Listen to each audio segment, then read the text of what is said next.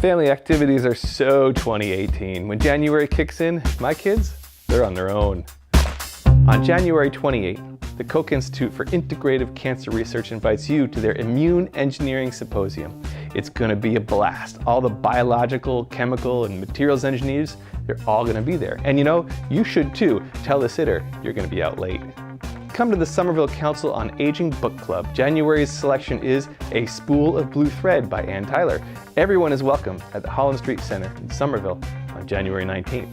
We all know that December 31st is the end of a super unfunny year, but January 1st, it's going to be Laugh a Minute. You can get the drop on January 2019 with 50 comedians telling their brand new jokes during 100 First Jokes at Improv Boston.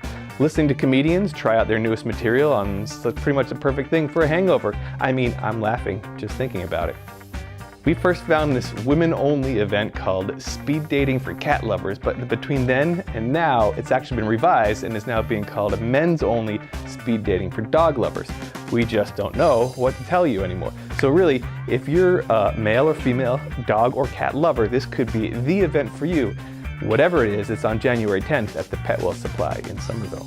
The Great Gatsby Ball is coming up on January 12th. It's an evening of dancing, drinking, and 1920s fun at the Fairmont Copley Plaza in downtown Boston. There's a dance class, and there's live music, and there's performances, and small bites for you to delight your taste buds with. But listen, if you want to avoid mishaps on the drive home, make sure you bring a designated driver. Get it? Get it? Anyone? Gatsby jokes. Here with me today is Peter DeMiro from the Dance Complex, who has a special series of performances coming up at the Dance Complex in January. Tell me, what's so special about these dance performances? Well, we curate these artists to join us for 3 weeks of performances in January, and they've been working on these works in our studios for over 100 hours each throughout the fall. Right on. So when people come to these shows, there's several of them, right? Four artists I heard. What are people going to experience? What is the show going to be like? Sure. Well, when you enter the building, you're going to come into a beautiful lobby area with a bar, and I think that's pretty important when we talk about dance, because people need to know dance is their friend. So sometimes even a soda helps them with that. But each night there'll be at least 4 artists of our Catalyst artists, and then sometimes there's a guest artist that rotates in and amongst them, and we rotate every time you come, which we hope you come more than one time to see the work, just like you see the Mona Lisa more than once. You want to see this work more than once, and you might see a guest artist, you might see the Catalyst artists in different orders, a different rotation of work. So it's always something new, and the work is going to range from hip-hop / modern / spoken word to shadow and light and Irish dance to visual projections onto bodies, that kind of thing. So it's all over the place. Mm-hmm. You said Catalyst. Catalyst is a thing in the Dance Complex. Right. Yeah. It's a program. So we award 4 Catalyst slots a year, and this year they're Allie Kenner-Brodsky, Rebecca McGowan, Dawn Kramer, and Aisha Upchurch. So we're really thrilled that it's an all-female roster this year, and it's intergenerational. I won't say who's who, but for ages from I believe early 30s all the way up to their 70s. Oh, right on.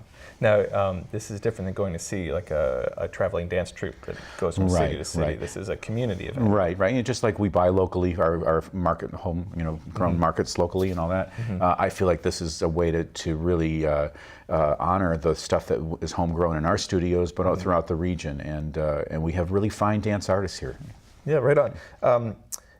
Can you tell me anything about tell me a little bit about a couple of the performers so I can get excited about it? Sure, of course. Well, Dawn Kramer's been making dances for many years, and she's working with a great musician, Stan Strickland, a great improviser / dancer, Olivier Besson, and they're creating projections specifically for our theater and the space, and using these kind of rolled up giant pieces. We call it Marley. It's the floor covering that goes on the floor. Yep. So you're seeing dance, but you're also seeing visual images, film being projected onto it.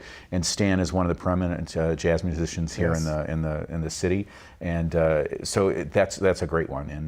And briefly, Aisha Upchurch is combining spoken word about her home in outside of Detroit, where she grew up, which is now decimated, and trying to find home in that way through irreverent and very kind of heartwarming spoken word. So that's great too. Oh, right on. Now you've seen this work. You've curated this work. Sure. Do you have a favorite part?